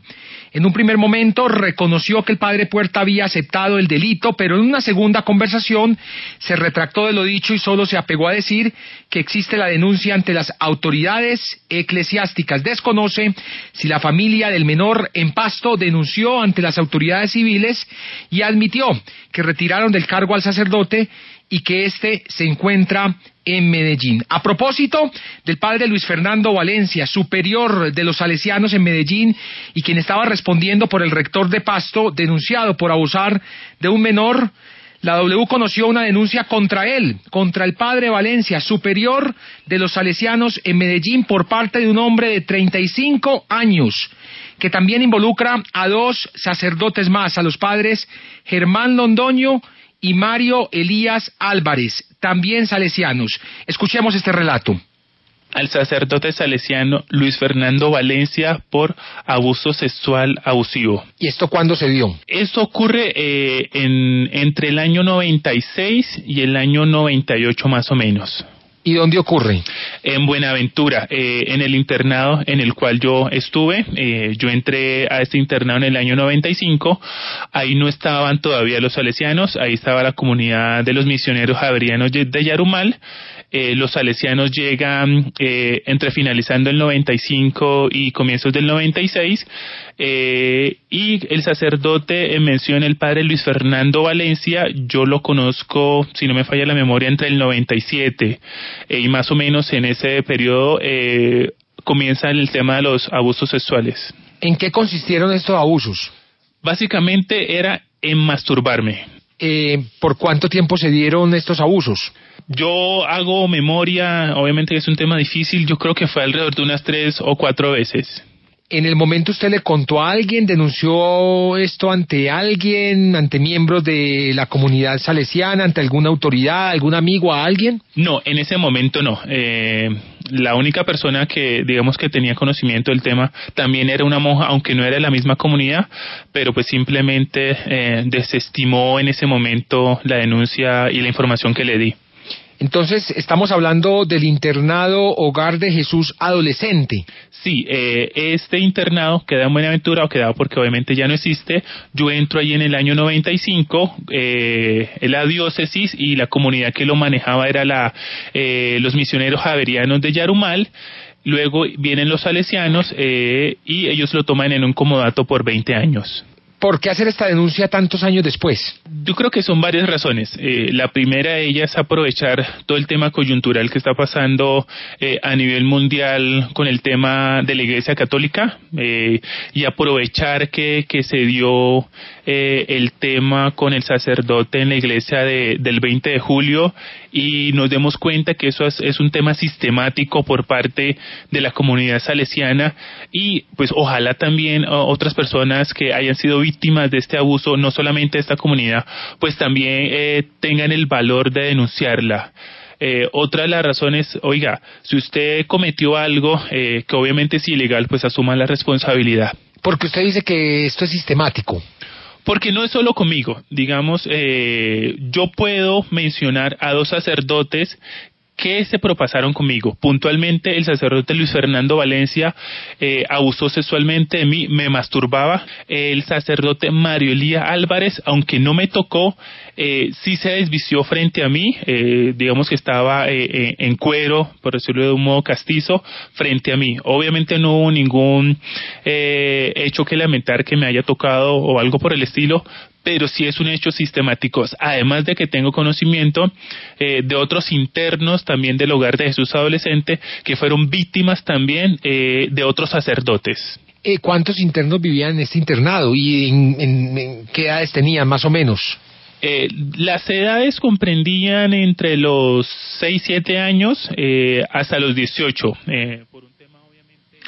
Respondiendo a esta denuncia, el padre Valencia se mostró sorprendido, dijo conocer al hombre que lo denuncia y que lo único que podría decir de él es que era un buen lector.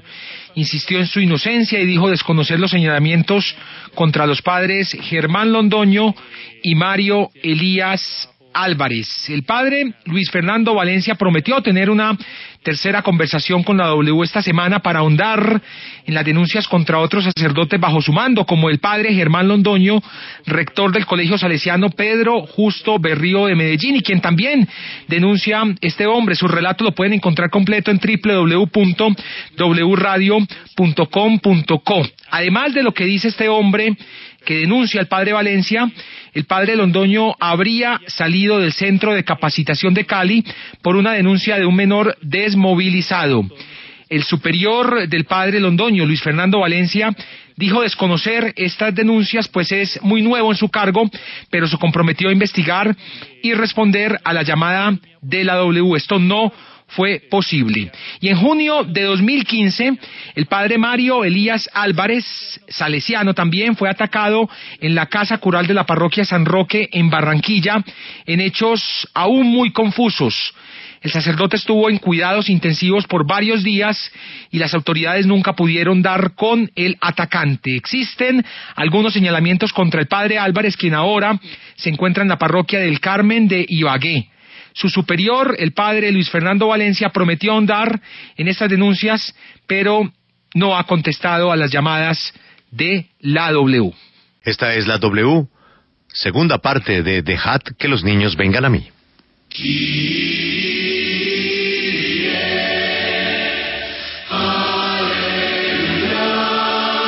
Que salga a la luz lo que se maquina en la oscuridad. La W presenta Dejad que los niños vengan a mí, segunda parte. No puedo dejar de manifestar el dolor y la vergüenza que siento ante el daño irreparable causado a niños por parte de ministros de la Iglesia. Una investigación de Juan Pablo Barrientos que demuestra cómo el encubrimiento a sacerdotes de la Iglesia Católica es el común denominador en las denuncias por pederastia en Colombia. Cuando nos denuncian, no siempre nos hacen el mal. Si hay una denuncia con recta intención y con objetividad, lo debemos agradecer, porque esto nos ayuda a encontrar la verdad. Puede ser una verdad muy dolorosa, pero ya lo dijo el Señor en el Evangelio, la verdad los hará libres. Que el cuerpo de la Iglesia sea el de Cristo, no el de los niños. Dejad que los niños vengan a mí. Al aire, en la W. Dejad que los niños vengan a mí. 9 de la mañana y 45 minutos. La denuncia que vamos a escuchar ya ha tenido repercusiones penales. La supuesta víctima del sacerdote, un hombre de 31 años, pagó cárcel por 11 meses junto a su padre, su madre y un exseminarista que conoció la historia y los quiso ayudar a denunciar a este sacerdote. Se trata del presbítero colombiano Argemiro Orozco, quien ejerce su ministerio en la diócesis de Yakima, en el estado de Washington, Estados Unidos. Aquí está el relato del hombre que denuncia haber sido abusado por el padre Orozco a sus 14 años. Abusos que, según él, se repitieron hasta sus 25 años, desde el 2001 hasta el 2012. Al sacerdote Argemiro Orozco Bedoya, al padre Julián Cárdenas. ¿Por qué al padre Argemiro? Comencemos con el padre Argemiro. ¿Cómo comienza todo? ¿Por qué esta denuncia contra el padre Argemiro? Resulta que cuando yo tenía la edad de más o menos 14, 15 años, yo lo conocí a él. Me conoció pues en medio como de una riña. Escuché una voz diferente, me dijo que me subiera al carro de él y pues reaccioné de una manera, sí, pues se puede decir que violenta, porque le dije que se fueran. Pues no me pareció bien pues que una persona que yo no conozco me diera que subiera al carro de él. ¿En dónde fue esto? Pereira. Después de eso yo estaba trabajando, yo trabajaba vendiendo minutos. El padre averiguó dónde trabajaba yo y se acercó pues donde yo estaba y empezó a hablarme y hacerme pues invitaciones. Un día le acepté una invitación porque me dijo que iba a estar en una finca, que allá iba a estar toda la familia, y pues al ver que era un padre, uno confía. Me fui para la finca con él. Cuando llegamos no había nadie, no estaba ninguna familia, que más tarde llegaban, no sé qué, bueno. A esa edad pues yo no consumía licor, nada. Empezó a ofrecerme licor, cerveza, una cosa y otra, hasta que perdí el conocimiento. Cuando yo ya me desperté al rato, no sé cuánto tiempo había pasado, me desperté con él, desnudos, en la habitación de él, y pues él me estaba accediendo. De ahí él empezó a decirme que no lo pues que no hablara de lo que había pasado, que no lo fuera a perjudicar, que porque entonces saldría yo, pues cierto, perjudicado también. Yo atrás, pues ya viendo lo que había pasado, el daño, todo, él empezó a portarse pues bien conmigo, me daba regalos, me daba dinero, me decía que me iba a apoyar, pero que no hablara nada porque lo perjudicaba él y que me perjudicaba yo porque yo tenía familia. Yo tomé la decisión de seguir pues ahí, porque para qué, me dejé deslumbrar pues por los regalos, por muchas cosas. ¿Le daba muchos regalos? ¿Qué tipo de regalos le daba? Zapatos, ropa, accesorios, lociones, dinero, todo lo que estuviera pues como todo lo moderno, más bien. La denuncia de este hombre la puede encontrar completa en www.wradio.com.co, la cual también involucra al padre Julián Cárdenas de la diócesis de Pereira y amigo del padre Argemiro Orozco, y quien, según los denunciantes, les tendió una trampa que los llevó a él y a sus padres a pagar 11 meses de prisión. El padre Cárdenas ha respondido muy amablemente a los llamados de la W y ha dicho que su único rol en esta denuncia fue el de testigo de la Fiscalía en una denuncia por extorsión. Dijo también que, aunque es muy amigo del padre Argemiro, no sabe si las denuncias contra él por abuso de menores son ciertas o no. La W ha buscado al padre Argemiro Orozco, pero la diócesis de Yakima ha respondido a través de su canciller, el padre Robert Siller, y ha dicho que se ha investigado lo suficiente y no han encontrado méritos para suspender al sacerdote colombiano. Dicen saber de la absolución de la supuesta víctima, de sus padres y del señor Jaiber Hurtado. Sobre este último ha dicho el abogado del sacerdote, el señor Eduardo Ramírez Martínez, que fue quien orquestó una extorsión que, según un juez de la República, no existió, pues las 4 personas fueron absueltas y ahora denunciarán al Estado por los 11 meses que pasaron en prisión. La defensa del sacerdote envió a la W un texto muy detallado sobre cómo se dio esta supuesta extorsión, pero no controvierte las denuncias de este hombre que escuchamos por acceso carnal abusivo con menor de 14 años. Los micrófonos, obviamente, de la W están abiertos para los padres Argemiro Orozco y Julián Cárdenas. Vamos ahora con la denuncia que existe contra el padre Gustavo Aguas Beleño, el sacerdote que argumentó impotencia absoluta en su defensa. La siguiente historia es la de un hombre de 30 años que denuncia al sacerdote Gustavo Aguas Beleño de la diócesis de Santa Marta. Escuchemos su relato. Quiero denunciar al padre Gustavo Aguas Beleño por abuso sexual. Personalmente, una experiencia muy mala que tuve a los 8 años. Yo provengo de una familia católica muy devota, especialmente mi mamá, y estamos hablando de cuando yo tenía 7 años. Mi madre pertenecía a una comunidad católica del barrio La Floresta en Ciénaga Magdalena, y la iglesia más cercana era la iglesia La Medalla Milagrosa. En ese entonces yo ejercía como monaguillo de la iglesia con otros niños, y bueno, la persona, nuestro orientador, era el sacerdote en ese entonces, el padre Gustavo Aguas Beleño. Lo que empezó siendo como una relación muy fraternal, porque como te digo, el padre era nuestro orientador espiritual, religioso, y nuestro guía también, a todos los niños monaguillos y toda la comunidad.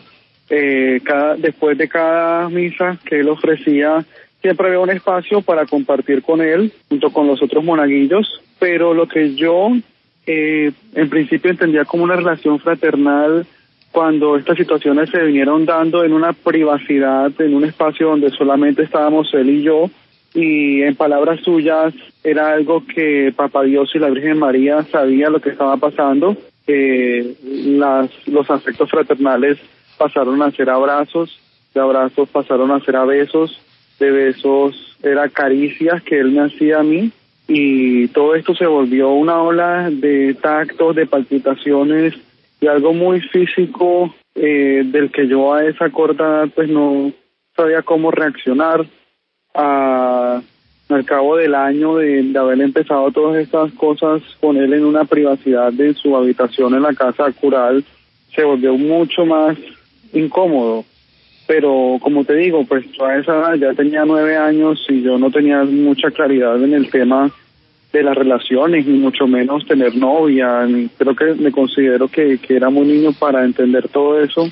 Este relato, al igual que todos los relatos de las víctimas que estamos escuchando esta mañana en la W, los pueden encontrar en nuestra página web www.wradio.com.co. El sacerdote Gustavo Aguas Beleño, quien es denunciado por este hombre, fue párroco de la parroquia La Medalla Milagrosa en Ciénaga Magdalena por más de 19 años.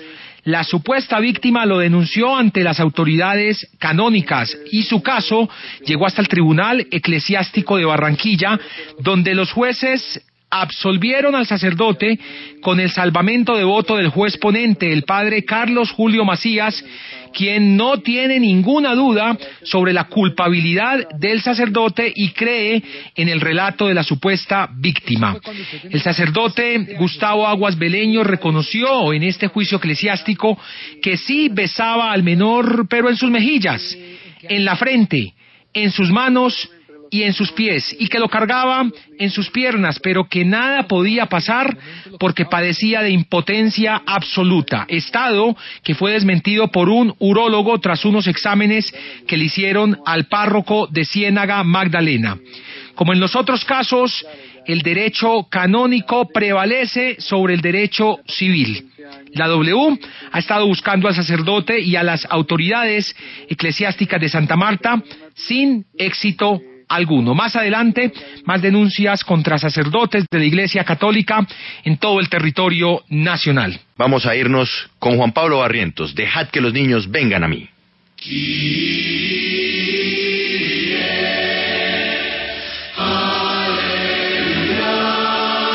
Que salga a la luz lo que se maquina en la oscuridad. La W presenta Dejad que los niños vengan a mí. Segunda parte.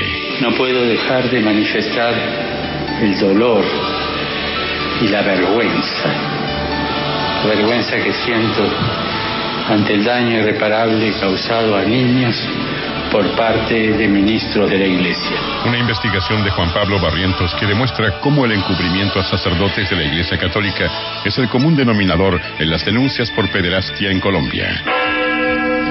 Cuando nos denuncian, no siempre nos hacen el mal.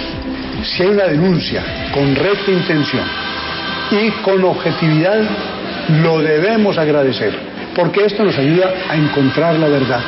Puede ser una verdad muy dolorosa, pero ya lo dijo el Señor en el Evangelio, la verdad los hará libres. Que el cuerpo de la Iglesia sea el de Cristo, no el de los niños. Dejad que los niños vengan a mí. Al aire, en la W. Dejad que los niños vengan a mí. 11 de la mañana y 24 minutos. Comenzamos esta mañana contándoles que ante la Fiscalía General de la Nación actualmente hay 37 sacerdotes denunciados por pederastia y abuso a menores en todo el país. 14 casos más han sido archivados o han terminado en absolución o son inhibitorios. Otros 7 han terminado en condena. Hemos también presentado, aparte de los testimonios de las supuestas víctimas, de 7 sacerdotes que por economía radial no podemos pasar completos, pero que usted puede encontrar en www.wradio.com.co. El relato que vamos a escuchar es el de una mujer de 27 años quien denuncia al sacerdote de la Unión, Antioquia, Nicolás Darío Ochoa Ceballos, por presuntamente haber abusado de ella cuando tan solo tenía 7 años. Al presbítero Nicolás Darío Ochoa Ceballos. Teniendo yo la de 7, 8 años, él a mí me tocaba las partes íntimas, una vez trató de cogerme a la fuerza, me tocaba vendiéndome la idea de que eso estaba bien hecho y que como era un ministro de la iglesia que eso no era un pecado, que no le fuera pues a comentar a mis papás, que porque era una cosa pues como que no era un pecado, ¿sí me entiende? O sea, él me vendió la idea de que eso estaba bien hecho y lo hizo durante 3 años. Eso fue más o menos, le pongo yo, 96, 97, hasta más o menos 2000, sí, 99, 2000, lo que sea. Entonces, por 3 años hubo abuso sexual de cierta forma por parte del sacerdote hacia usted estando muy pequeña. Sí. Él, a cambio, porque eran más niñas, a cambio nos ofrecía monedas de 1.000 pesos y nos daba cositas, nos daba mecato, pero siempre y cuando pues como vendiéndonos la idea de que eso no estaba mal hecho, y uno pues a esa edad tiene una inmadurez mental muy grande y no sabía pues que realmente el daño estaba haciendo él. ¿Dónde ocurrió esto? ¿En qué municipio fue esto? En el municipio de la Unión, Antioquia. Usted dice que fueron más niñas también las que de pronto fueron abusadas por el sacerdote. ¿Por qué lo dice?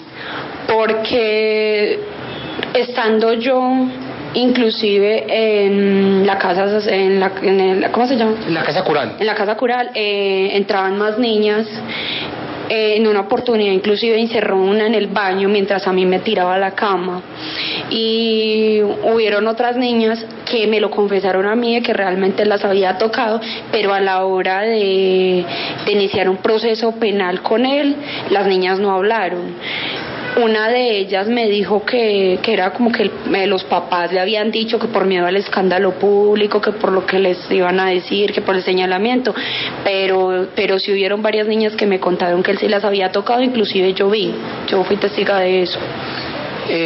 ¿A quién es la primera persona a la que usted le cuenta lo que estaba ocurriendo? ¿Qué pasaba en el momento? ¿A quién le contó por primera vez usted eso? ¿Por cuánto tiempo lo mantuvo callado? Alrededor de 3 años más o menos. Se lo conté a una compañerita en ese entonces. Ese día me fui a amanecer a la casa de ella, empecé a contarle. Ella estaba, digamos, educada de una manera muy diferente a mí. Ella sí sabía que eso estaba mal hecho. Le comenté lo que había pasado, le comenté que un padre me estaba tocando y que a lo último él había intentado cogerme a la fuerza. Entonces ella ya se comunicó con la profesora de la escuela y empezó todo el proceso. Esta mujer no es la única que denuncia por presuntos abusos al padre Nicolás Ochoa. Otra mujer de 25 años, también de la Unión, Antioquia, le contó a la W su historia. A un padre que hace muchísimos años estuvo aquí en la Unión, Nicolás Ochoa. ¿Por qué lo quiere denunciar? Fue algo que pasó hace muchos años y estando en la casa con su historial, él me tocaba las partes íntimas y me daba monedas para que uno dejara hacer eso. ¿Más o menos cuántos años tenía usted? Alrededor de 7, 8 años. ¿Y esto fue en la parroquia de la Unión? Sí, señor. ¿Usted qué hacía en la parroquia? Nosotros pues como niños, como la inocencia de uno, era como seguir los pasos de Dios. Entonces en ese tiempo autorizaban que las niñas ayudaran a los padres en las misas. Estos relatos los puede encontrar completos en www.wradio.com.co. A diferencia de otros casos, la justicia operó rápidamente y tras la denuncia de la mujer que escuchamos en el primer relato y la confesión del sacerdote, el padre Nicolás Darío Ochoa Ceballos fue condenado por delito de acto sexual violento con menor de 14 años a 50 meses de prisión y 20 salarios mínimos. La W buscó a Monseñor Fidel Cadavid, obispo de Sonsón, Río Negro, para hablar sobre este caso, pero no quiso aceptar la entrevista. Es importante saber dónde está el sacerdote ahora, pues si bien es cierto que fue condenado, el juez lo calificó como un hombre con personalidad depravada. ¿Puede seguir ejerciendo su ministerio sacerdotal a pesar de tal calificativo? ¿No se estaría poniendo en riesgo a más menores de edad? Vamos ahora con el caso sonado del padre William Mazo de la Arquidiócesis de Cali, quien fue condenado en 2012 a 33 años por abusar sexualmente de 4 menores de una misma familia, 3 hermanos y un primo. Este caso aún no tiene punto final. Tras la defensa de la Arquidiócesis caleña que le indilgaba responsabilidad a los padres por los abusos de los menores, uno de los 3 hermanos abusados, ahora de 23 años, habló con la W. Recuerdo de que han pasado muchas cosas malas, cosas que uno a veces no ha podido olvidar. ¿Usted cómo llegó a la parroquia a conocer al padre William Mazo? Por parte de mi hermano, y pues él la colitaba allá y él me decía que no, que era bacano ir allá a aprender sobre la misa y todo, ayudarle al padre. Y entonces ahí me fui enfocando y me dio el interés de aprender y saber algo sobre ayudarle al padre, y entonces por ahí me fui encaminando. ¿Usted comenzó como acólito, como monaguillo de la parroquia? Sí, yo comencé como monaguillo, sí. ¿Cuántos años tenía cuando comenzó como monaguillo? 12 años. 12 años. Y una vez comienza usted como monaguillo, ¿cuándo fueron los primeros abusos por parte del sacerdote? Primero fue y ya nos fue conociendo, de ahí ya nos invitaba a él a paseos, y de ahí él ya nos invitaba a quedarnos a la casa de él, que nos quedamos ahí en la parroquia y todo. Y ahí fue ya cuando pasaron los hechos y muchas cosas más. La madre de uno de los jóvenes abusados por el padre William Mazo también le narró a la W sus penurias en este largo proceso. Pues a ver, siempre hemos estado ahí pendientes con el abogado, siguiendo instrucciones del abogado, porque pues yo pienso que esos casos no deberían quedarse así. Pues obvio que ganamos mucho cuando logramos que condenaran al padre, pero pues seguimos ahí en la lucha porque son casos como muy largos, pero ahí siempre pendiente de los muchachos. La madre de los otros 2 menores murió este año, recriminándole a Monseñor Darío de Jesús Monsalve Mejía la defensa de la arquidiócesis, según la cual los padres fueron los culpables de los abusos por dejar ir a los niños a la casa cural. En su lecho de muerte, esta mujer le habló al arzobispo de Cali. Monseñor Darío de Jesús Monsalve, en este momento me encuentro en una enfermedad terminal. Quiero pedirle que se rescate por todo lo que usted dijo ante los medios, acusándonos que nosotros éramos culpables de los abusos sexuales cometidos por usted, sacerdote William de Extremoso. Nosotros en ningún momento somos culpables. Se confió en una persona y mira lo que hizo. Ustedes no supieron darle buen manejo a esta situación. Ahora mira cómo estamos. Yo sé, señor Darío Jesús Monsalve, lo conocí, hablamos. Creí que era diferente, pero me equivoqué. Entonces, yo quiero que ustedes dejen de estar persiguiendo, que ya no nos acusen con eso, porque ustedes son los culpables de esta situación. La sentencia contra el padre William Mazo también condenó a la arquidiócesis de Cali a pagarles a las víctimas 400 millones de pesos. La defensa apeló esta suma y el caso se encuentra en casación ante la Corte Suprema. Llama la atención que la arquidiócesis de Cali no haya tenido dinero para reparar a las víctimas según sus pretensiones, pero sí para perder casi 5.000 millones de pesos en las pirámides Estrabal y Elite.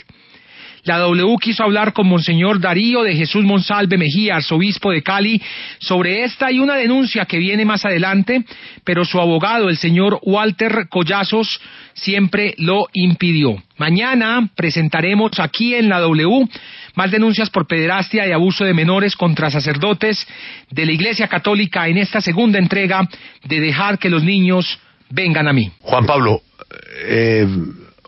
¿cuántos casos logró documentar usted? Julio, en la entrega de marzo documentamos 17 casos. Ayer contábamos que la Fiscalía General de la Nación nos respondió un derecho de petición que da cuenta de 37 casos actuales en todo el país, denuncias vigentes ante la Fiscalía General de la Nación. Y en esta segunda entrega, entre los casos que hemos publicado ayer, los que vamos a publicar hoy y los que vamos a publicar en la página web, hay más de 24 casos. Total, casos Barrientos, ¿cuántos son? 41. 41 documentados, grabados y confrontados. La historia de hoy, Juan Pablo. Julio, toda esta denuncia periodística nace en Medellín, ciudad con más de 1.000 sacerdotes y una de las que más exporta ministros consagrados a otros países del mundo, a todos los continentes. Medellín es una fábrica de sacerdotes. Es en Medellín donde también se han presentado el mayor número de denuncias por pederastia y abuso de menores, denuncias que en su mayoría resuelve el derecho canónico omitiendo la obligación de la denuncia ante las autoridades civiles. El caso del padre Roberto Cadavid, quien después de abusar de menores en varias parroquias y colegios con la venia de sus superiores, terminó en la diócesis de Brooklyn, recomendado y autorizado por el arzobispo de Medellín, Monseñor Ricardo Tobón. Esta diócesis neoyorquina le mostró a la periodista Taylor Dolben, quien colaboró desde Nueva York con esta investigación, las cartas con las que Tobón lo recomendó para trabajar en los Estados Unidos. A pesar de estas evidencias, de este encubrimiento del arzobispo de Medellín, recordemos lo que Monseñor Ricardo Tobón le dijo a la W. El padre Roberto Cadavid. ¿Qué pasó con el padre Roberto Cadavid? Que después de denuncias de pederastia en la parroquia de Chiquinquirá, pasa a Santa Ana, allí también denuncias por pederastia, el padre termina en Estados Unidos. ¿Qué pasó con ese sacerdote? Es un caso en el que se presentó a la Santa Sede y se le dio la dimisión del estado clerical. O sea, ya no es sacerdote. El sacerdote ni tiene ninguna vinculación con la arquidiócesis. ¿Pero por qué después de que sale por denuncias en Chiquinquirá lo nombran en Santa Ana, en Manrique? Bueno, eso no me correspondió a mí, fue el tiempo del arzobispo anterior. Yo cuando llegué lo encontré en Santa Ana y me vinieron con alguna información, inmediatamente puse el caso ante la Santa Sede y concluyó como le acabo de decir. ¿Pero no lo retiró de la parroquia, sabiendo que era una parroquia con colegios expuestos? Sí, lo retiré de la parroquia y lo suspendí al cautela. Cuando llegó la información lo suspendí al cautela y se puso ante la Santa Sede la situación y terminó en esto. O sea que esto es un caso comprobado, desde que ya lo redujeron del estado laical. Ese es un caso en que se concluyó de esta manera. ¿Y por qué no lo presentaban ante la Fiscalía sabiendo que ya tenían las pruebas para decir que el padre era culpable o que sí había abusado de niños? Eso no le toca a la arquidiócesis. Son las personas afectadas las que deben acudir a poner una demanda de este tipo. ¿Y cómo terminó en Estados Unidos? No sé por qué está desvinculado de la arquidiócesis. Pero estuvo hasta junio de este año, hasta este verano en Estados Unidos. Uno imaginaría que tendría que haber tenido permiso la arquidiócesis de Medellín, o la arquidiócesis de Brooklyn, o cómo fue ese caso entonces, cómo es el proceso de un sacerdote que va. No. Me imagino que usted lo tiene que autorizar. No, una persona que está desvinculada de la arquidiócesis o que está suspendida, como fue el primer... En este caso, el sacerdote pasó de parroquia en parroquia, violando niños, sabía el arzobispo, sabían las autoridades eclesiásticas, el arzobispo de Medellín lo suspende y aún así lo recomienda y lo autoriza para irse a los Estados Unidos a trabajar a la diócesis de Brooklyn. Él en esta entrevista pues dice que no sabía que estaba allá, pero la diócesis de Brooklyn nos mostró estas cartas. Nada ha pasado con el encubrimiento del arzobispo de Medellín al padre Roberto Cadavid, un depredador sexual, como lo llaman muchos feligreses de la parroquia de Santa Ana en Manrique Oriental. A propósito de este sacerdote, el protegido del arzobispo de Medellín, la W tiene en su poder los relatos de algunas víctimas que por ser menores de edad no publica, pero que guarda para el sustento de esta denuncia. Los abogados Sara González y Jacobo Carvajal Maya presentarán estas denuncias ante las autoridades civiles y eclesiásticas. Sin embargo, la madre de una de las víctimas del padre Roberto Cadavid le cuenta su historia a la W, protegiendo la identidad de su hijo. Esto fue en el año 2009, parroquia Santana, padre Roberto Cadavid. Él empezó de acólito. Económicamente pues yo iba pues mal porque el papá nos abandonó, entonces el niño pues iba todos los días, el padre le empezó pues a dar dulces, helado, y le empezó a dar plata, 20.000, 10.000, 15.000. En el 2012 el niño hizo la primera comunión y él me colaboró con 100.000 pesos, inclusive le regaló el vestido de acólito. Y ya pues yo le preguntaba pues que si el padre no le hacía nada, me decía pues que no, sino que ella, pero pasando pues los días y los años, y ya le empecé pues a notar pues que un día llegó pues con un chupado pues en el cuello. En el cuello. Entonces yo le pregunté, digo, ¿qué te pasó? Y me dijo que nada. Pues a mí me pareció muy raro, yo empecé pues con las dudas. Y ahí fue pues donde empecé a descubrir también en el 2000, esto fue que, como en el 2011 más o menos, los invitó a un paseo. El padre los invitó a un paseo. ¿A cuántos niños? Eran por ahí 9 o 10. ¿Y el paseo a dónde? No. ¿Era la finca del padre? Sí, supuestamente era una finca, Copacabana o algo así. Entonces él me dijo a mí que no, que tranquilo, que él no necesitaba nada, que los podía hallar 3 días.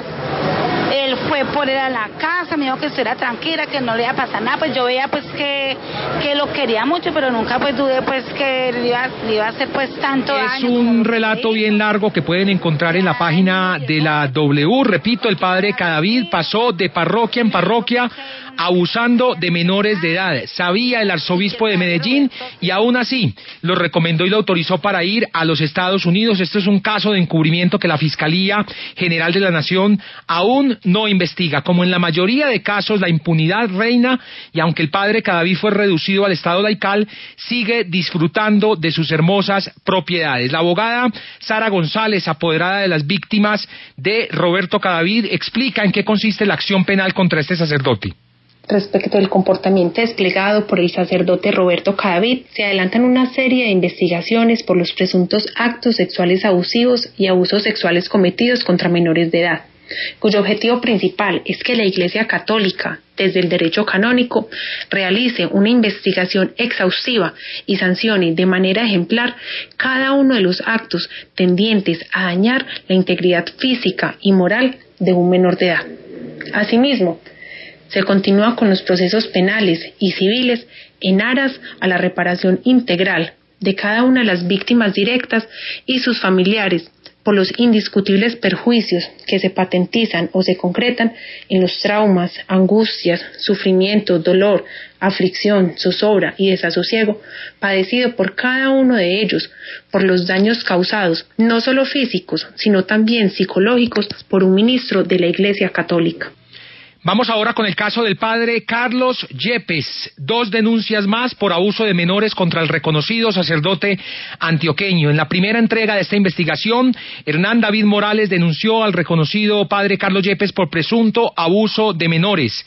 Tras esta publicación, el sacerdote envió 4 derechos de petición a Caracol Radio exigiendo rectificar y retirar el contenido de esta denuncia de nuestros portales web. Luego, 45.000 seguidores enviaron sus firmas dando fe del recto comportamiento moral del padre Carlos Yepes y exigiendo lo mismo, que la W se retractara. En ninguna de estas peticiones la W procedió a rectificar, pues al sacerdote no se le imputó ningún delito, simplemente se publicó una denuncia que tenía valor periodístico. Denuncia en la que el arzobispo no llamó a la presunta víctima a preguntarle qué había pasado con el padre Carlos Yepes, pero sí llamó al sacerdote a agradecerle por su defensa de la Iglesia Católica. El señor arzobispo de Medellín me ha llamado el día de antier, un par de horas después, diciéndome: Padre, gracias por su defensa valiente de la Iglesia, y lo hago porque amo la Iglesia. Y porque si algo he aprendido en la cultura de la posmodernidad... Ahí está, llamó al padre no a recriminarle esta denuncia o a preguntarle por esta denuncia, sino que llamó a agradecerle al padre Carlos Yepes. El padre Yepes también tuteló a Caracol Radio y 2 jueces de la República le han dado la razón a la W. Solo nos pidieron cambiar la palabra acusado por denunciado en el portal web. El sacerdote ha impugnado ambas sentencias. También trató de censurar la publicación de las denuncias que a continuación vamos a presentar. Lo hizo pidiendo medidas cautelares al Tribunal Superior de Medellín, petición que también le fue rechazada por un juez. En esta ocasión, un hombre de 26 años, colombiano, que reside en Chile, denuncia al padre Carlos Yepes por presuntamente haber abusado de él en la parroquia del Sagrado Corazón del Centro. El padre Yepes ya había adelantado esta denuncia, pues este hombre, por medio de sus apoderados, ya había iniciado un proceso penal y eclesiástico. El arzobispo le contó al padre Yepes de esta denuncia y fue así cuando el padre Yepes sacó un video la semana pasada titulado Alerta Trampa. Escuchemos el relato de este colombiano de 26 años contra el padre Carlos Yepes. Quiero denunciar al padre Carlos Yepes de la Arquidiócesis de Medellín porque yo fui víctima de abusos sexuales por parte de él entre los años 2009 y 2011. Yo conocí Juan Pablo a Carlos Yepes en el año 2008 en Medellín. Él tenía una amistad con mi madre, Beatriz Elena, desde que ellos eran jóvenes y eran vecinos. Mi madre me lo presentó a él como un sacerdote muy especial que nos quería ayudar.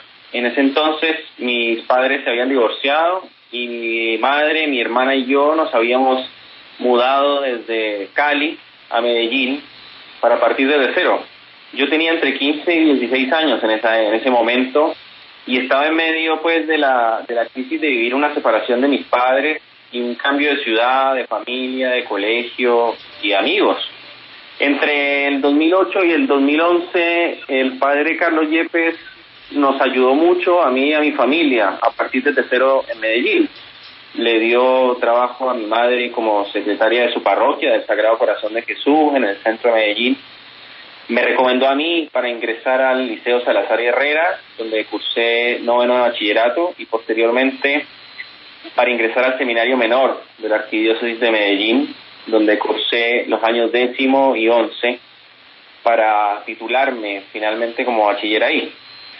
Así, con toda esta ayuda que nos estaba brindando el padre Carlos Yepes desde que llegamos a Medellín, él se comenzó a convertir en una figura cada vez más central para nosotros en esos años de partir de cero.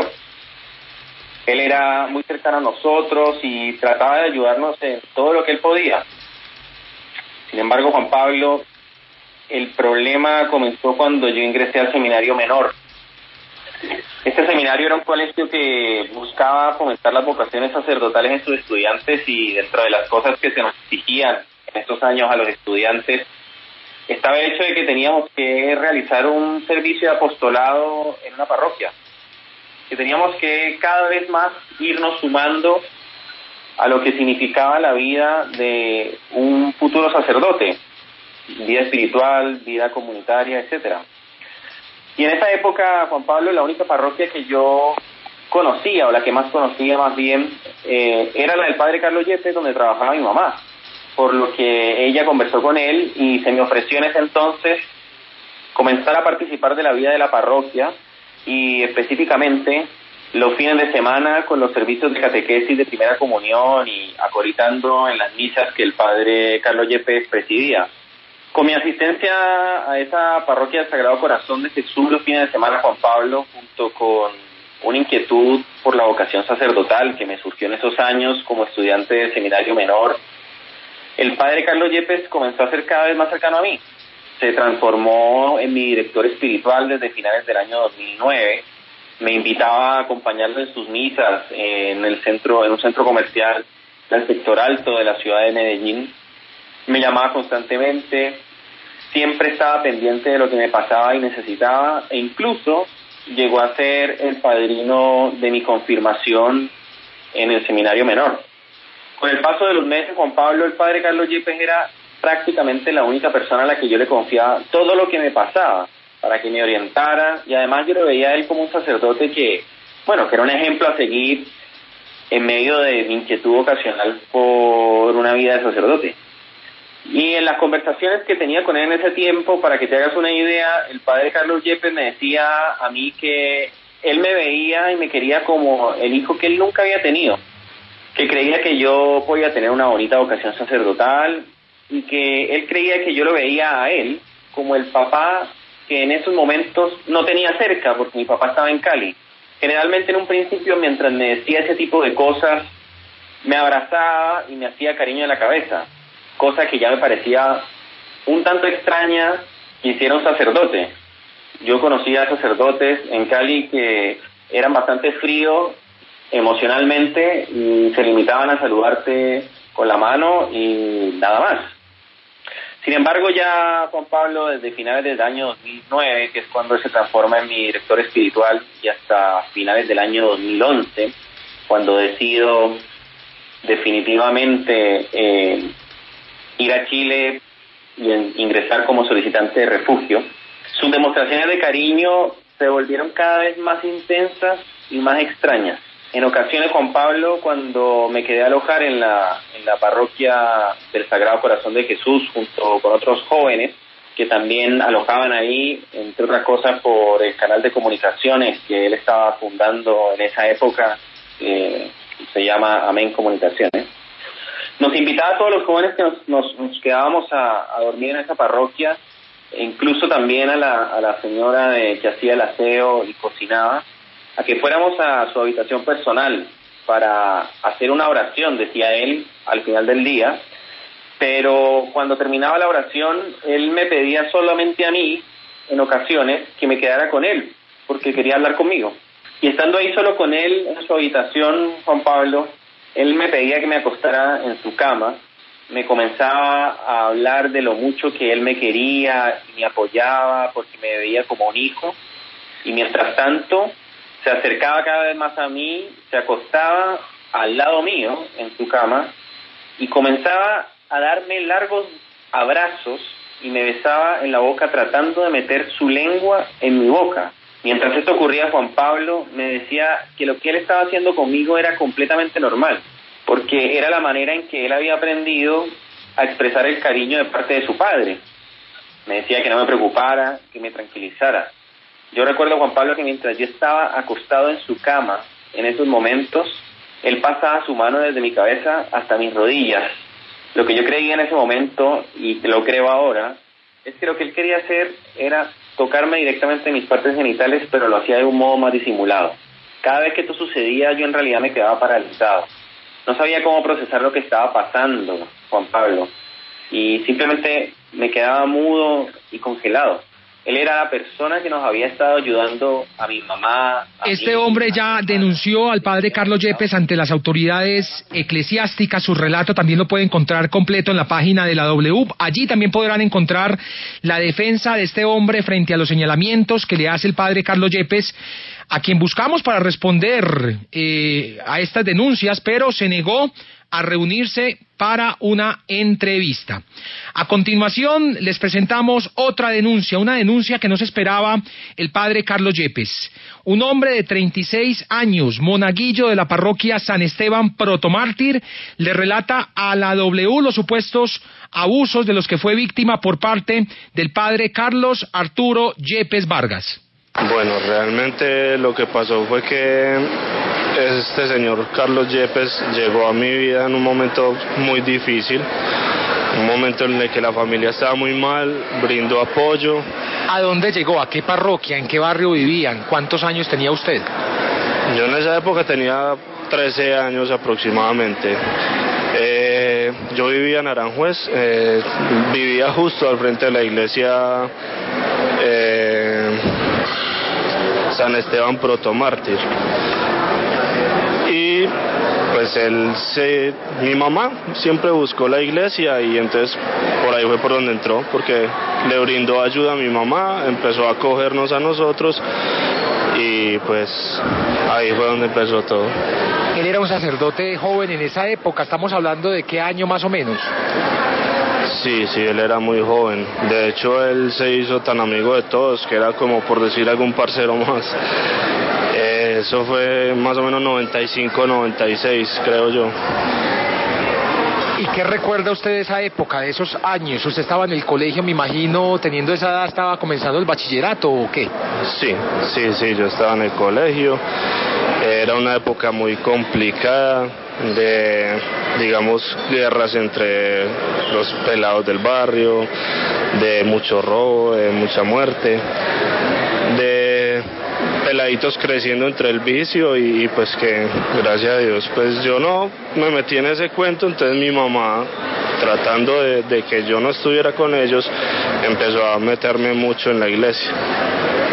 Y usted comienza a meterse en la iglesia, ¿a hacer qué actividades parroquiales? ¿Qué le tocaba hacer o cuál era su tarea dentro de la parroquia San Esteban Protomártir?